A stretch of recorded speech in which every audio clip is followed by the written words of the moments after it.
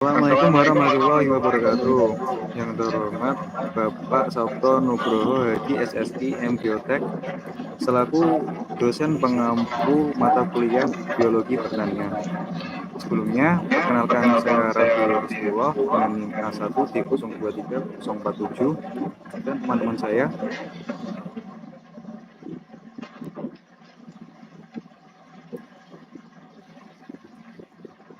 Sebelumnya, perkenalkan saya Raffi Rizkyullah dengan NIM A1T023047. Selanjutnya ada Arina Tri Astuti dengan NIM A1T023044, Hasan Alatas A1T023046, Muhammad Zain Rifai NIM A1T023048, Dwi Naufal Anggana A1T023049.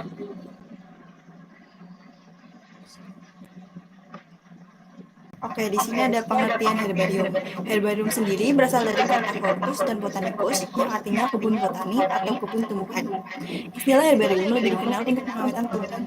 Herbarium merupakan suatu spesimen dari bahan tumbuhan yang telah dimatikan dan diawetkan melalui metode tertentu. Spesimen-spesimen tersebut bisa berupa tumbuhan utuh atau bagian tumbuhan. Oke, selanjutnya.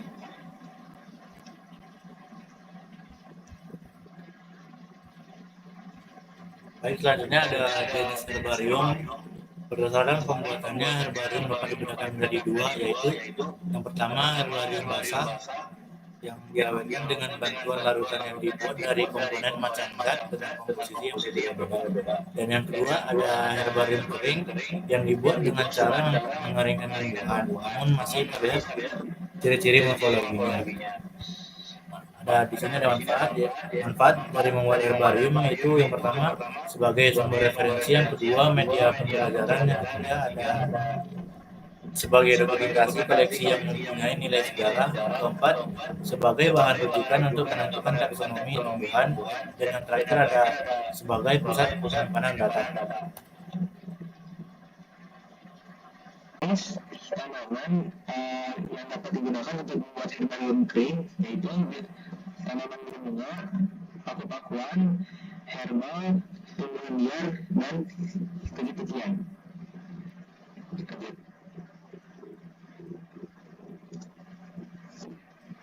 Adapun teknik pembuatan yang kita lakukan itu sebagai pemilihan dan pengambilan sampel, yang dimana sebelum mengambil sampel terlebih dahulu dicatat dan diamati spesifikasinya, dicari nama ilmiah, taksonomi dan morfologinya. Kemudian selanjutnya itu pengawatan sampel, yang dimana sampel dibersihkan dari kotoran lalu disimpan di depan bekas dan diletakkan di ruang buku. Simpan di bawah tumpukan buku selama 2 minggu. Selanjutnya yang terakhir itu penyusunan herbarium, yang dimana sampel hasil penyimpanan di dalam kotak tersebut ditempelkan ke dalam karton penampak, dilapisi oleh HPS, lalu diberi label taksonomi dan dibungkus dengan plastik. Selanjutnya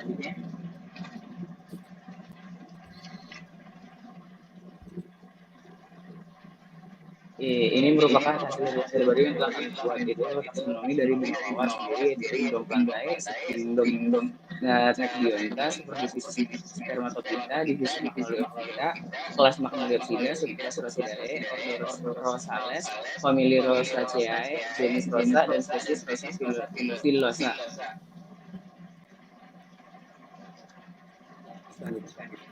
Adapun morfologi dari bunga mawar itu sendiri yaitu mempunyai daun yang panjang antara 5 hingga 15 cm, dua-duanya berlawanan atau pinate, daun majemuk yang siap, tangkai daun terdiri dari bersifat 3 atau 5 hingga 9 atau 13 anak daun, dan daun penumpu atau stipula berbentuk lonjong. Pertumbuhan yang menyirit, beringin, meruncing pada ujung daun dan berduri pada batang yang dekat tanah. Mawar sebetulnya bukan tanaman tropis, sebagian besar spesies merotokkan seluruh daunnya, dan hanya beberapa spesies yang ada di Asia Tenggara yang selalu berdaun hijau sepanjang tahun.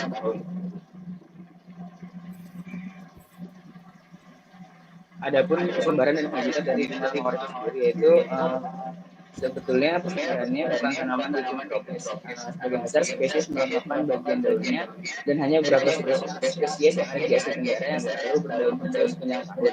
Adapun habitat dari bunga mawar itu sendiri memiliki dapat hidup di iklim atau subtropis. Ini membutuhkan sinar matahari yang cukup dan air yang teratur. Bunga ini juga tumbuh baik di tanah yang subur, gembur, dan drainase yang baik.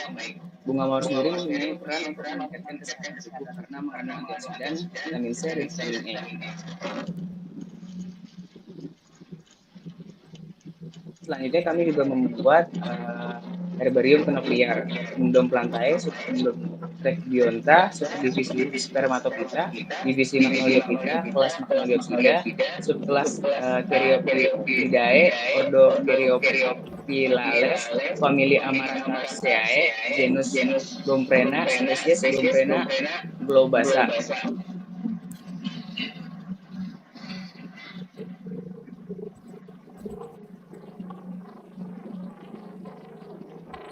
Adapun morfologi dari kenopliar sendiri merupakan tumbuhan yang memiliki perawatan coba.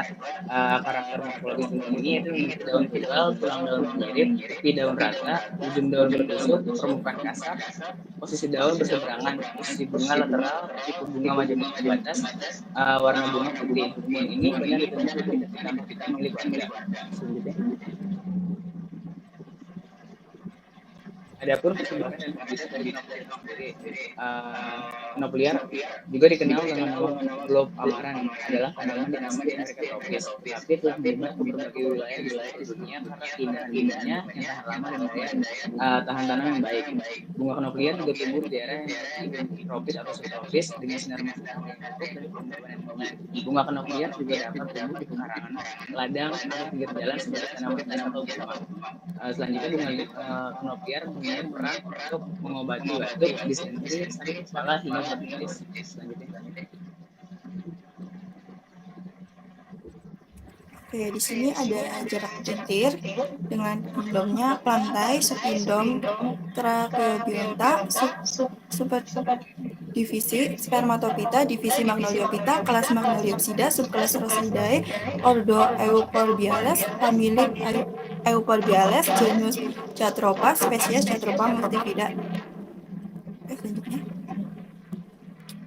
Nah, morfologinya yaitu morfologi dari tanaman jarak jentir ini sendiri memiliki akar tunggang, batang berkayu, pangkal membesar, bergetah, penampang bulat, bekas daun nampak jelas, masih muda hijau setelah tua putih kehijauan. Daun tunggal tersebar panjang sekitar 15-20 cm, bulat, bercangak, tulang menjadi, ujung runcing, pangkal membulat, tepi rata, hijau. Memiliki bunga majemuk, berbentuk malai, bertangkai di ujung cabang, benang sari ada 8, kepala sari bentuk tapal kuda, bentuk 3, dan kelopak bercangak.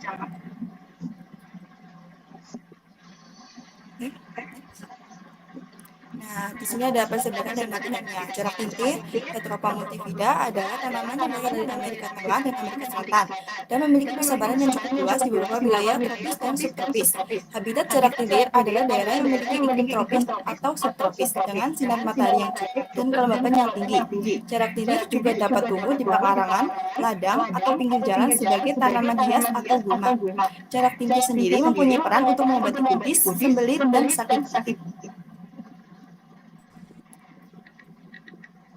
Nah, di sini juga ada hasil herbarium dari daun anggur dengan taksonomi kingdom plantae, subkingdom Tracheobionta, subdivisi Spermatophyta, divisi Magnoliophyta, kelas Magnoliopsida, subkelas Rosidae, ordo Rhamnales, famili Vitaceae, genus Vitis, spesies Vitis vinifera.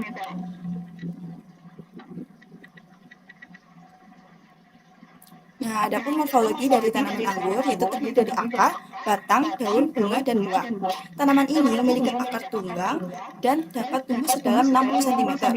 Batangnya berukuran kecil, bercabang, panjang, dan berdiameter rata-rata 2,5 cm. Daun berbentuk seperti jantung, tapi bergerigi, terdapat lekukan dan tekstur kasar. Perkembangbiakan tanaman anggur dapat dilakukan dengan cara vegetatif maupun generatif. Kebanyakan vegetatif seperti stek, okulasi, cangkok, penyambungan, grafting, dan perundukan, sedangkan perbanyakan generatif adalah perbanyakan tanaman dengan menggunakan biji. Nah, persebaran dan habitat anggur itu berasal dari kawasan Kaukasus di Eropa Timur dan Asia Barat Daya. Tanaman ini telah diperkenalkan dan dibudidayakan di berbagai wilayah di seluruh dunia. Di Eropa, khususnya negara-negara seperti Prancis, Italia, Spanyol, dan Jerman, adalah tempat utama persebaran dan budidaya anggur. Habitat anggur adalah daerah yang memiliki iklim kering atau subtropis, dengan curah hujan antara 500 sampai 3000 mm per tahun dan suhu antara 18 sampai 28 derajat Celcius.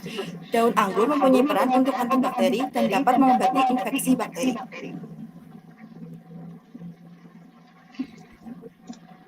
Oke, selanjutnya taksonomi daun Huckleberry. Yang pertama, kingdomnya itu pantai, itu subkingdomnya nggak ada, super divisi juga nggak ada, terus divisinya Angiospermae, kelasnya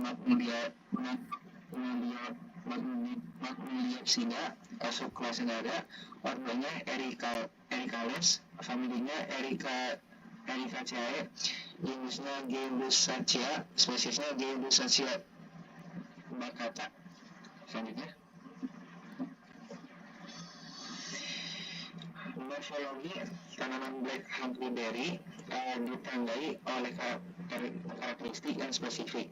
Tanaman ini merupakan semak kecil yang tumbuh rendah dengan cabang-cabang yang berkembang lebat.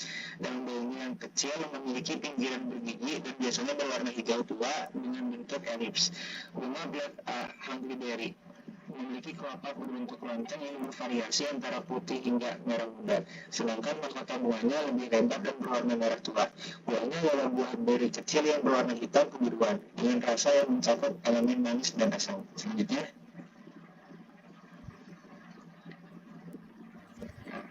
black huckleberry adalah semak yang tumbuh di hutan-hutan dan daerah berhutan di Amerika Utara. Black huckleberry berasal dari Amerika Utara dan dapat ditemukan di berbagai negara bagian di Amerika Serikat dan provinsi di Kanada. Namun saat ini persebarannya hampir di seluruh dunia termasuk Indonesia. Habitat black huckleberry yaitu daerah yang beriklim sejuk atau subtropis dengan cukup sinar matahari dan curah hujan. Black huckleberry mempunyai peran untuk mengurangi penyakit kardiovaskular. Selanjutnya, selanjutnya daun taksonomi dan jambu air. Kingdomnya pantai, subkingdomnya Tracheobionta, superdivisinya Spermatophyta, divisinya Magnoliopsida, kelasnya Magnoliopsida, subkelasnya Rhopsidae, ordonya Myrtales, familinya Myrtaceae, jenisnya Syzygium, spesiesnya Syzygium aqueum.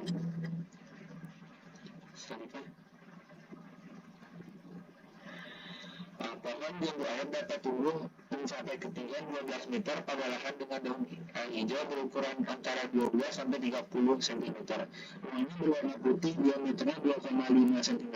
Spesies ini memiliki buah berbentuk lonceng berukuran antara 4 sampai 6 cm. Mempunyai cabang dengan bentuk batang silindris dan berwarna coklat. Panjang tangkai daun dapat mencapai 0,4 sampai 0,6 cm. Warna bagian atas berwarna hijau tua dan bagian bawah berwarna hijau muda.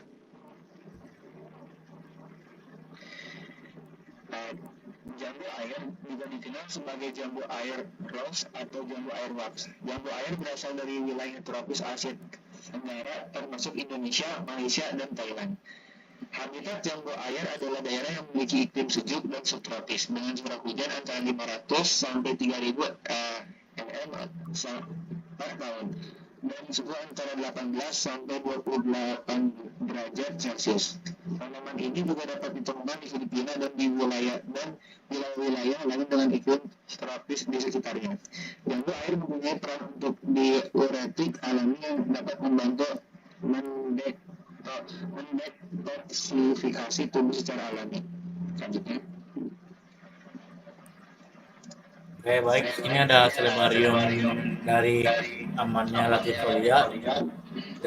Kingdomnya pantai, subkingdom Tracheobionta, subdivisi Spermatophyta, divisinya Magnoliophyta, kelas Magnoliopsida, subkelas Rosidae, ordo Myrtales, familinya Litraceae, genus Amannia, dan spesiesnya Amannia latifolia. Morfologi dari Amannia latifolia tumbuh sebagai ramuan sukulen setinggi 1 meter dengan batang fotosintesis berdiameter hingga 1 cm. Daun sesil tersusun berseberangan, lonjong, panjang sampai 15 cm, lebar 1 cm. Daunnya mempunyai puncak daun yang lancip dan seluruh tepinya dengan pangkal daun berbentuk daun telinga. Persebaran dan habitat Amannia latifolia berasal dari Amerika Tengah dan Amerika Selatan. Tanaman ini dapat ditemukan di sepanjang sungai, rawa, dan daerah berair lainnya di daerah tropis dan subtropis. Habitat Amannia latifolia adalah daerah yang memiliki iklim kering atau subtropis dengan sinar matahari yang cukup dan curah hujan antara 500 sampai 3000 mm per tahun. Juga dapat tumbuh di pekarangan, ladang, atau pinggir jalan sebagai tanaman hias atau gulma. Amannia latifolia mempunyai peran untuk dijadikan obat tradisional untuk pengobatan berbagai penyakit. Dan ada hasil herbarium Calimeris indica. Kingdomnya Plantae, subkingdom Brachybionta, superfisi Spermatophyta, divisi Magnoliophyta, kelas Magnoliopsida, subkelas Asteridae, ordo Asterales, famili Asteraceae, genus Calimeris, dan spesiesnya Calimeris indica. Morfologi dari Calimeris indica merupakan tanaman herba abadi yang tumbuh dari rimpang Stoloniferous dan mampu membentuk koloni besar di alam liar. Batang tegak bercabang setinggi 20 sampai 150 cm. Calimeris indica umumnya tumbuh di lahan pertanian terbengkalai, lereng bukit, dan puncak bukit di antara sawah. Hal ini juga sering ditemukan di sepanjang jalan dan jalan setapak di hutan kayu keras. Ia dapat bereproduksi secara seksual melalui produksi biji dan secara aseksual melalui stolon. Benih berkecambah di awal musim semi, bibit yang baru muncul berukuran kecil dengan panjang masing-masing kotiledon kira-kira 2 mm. Persebaran dan habitat Calimeris indica yang juga dikenal sebagai Aster indica atau Serni India adalah tanaman hias yang berasal dari Asia Timur dan Tenggara. Tanaman ini dapat ditemukan secara alami di berbagai negara di Asia. Calimeris indica tumbuh baik di area berair, di sungai, atau tempat-tempat yang lembab, terutama di daerah-daerah yang memiliki iklim sedang hingga subtropis. Calimeris indica mempunyai peran untuk mengobati berbagai macam terkait penyakit peradangan.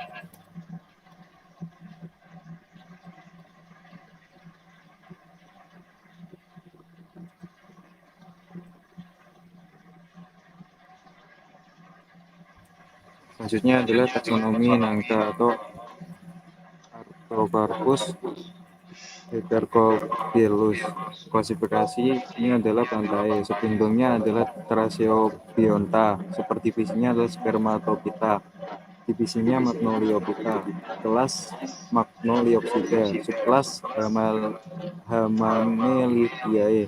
Ordo Urticales. Famili Moraceae. Genus Artocarpus. Spesies Artocarpus heterophyllus. Selanjutnya, morfologi. Pangkal daun angka Artocarpus integra berbentuk meruncing, tepi daun rata dan ujung daunnya meruncing.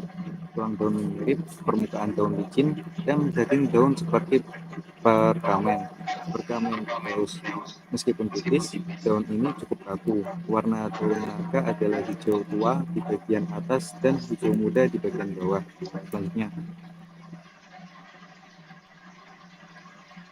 nangka Artocarpus heterophyllus adalah tanaman buah tropis yang berasal dari wilayah India dan Malaysia. Tanaman ini memiliki persebaran yang luas di seluruh wilayah tropis dan subtropis di dunia. Habitat pohon nangka adalah daerah yang memiliki iklim tropis atau subtropis dengan curah hujan tahunan rata-rata 1.500 sampai 2.500 mm dan suhu antara 18 sampai 28 derajat Celcius. Daun nangka mempunyai peran untuk menangkal radiasi bebas, memperbaiki jaringan yang rusak.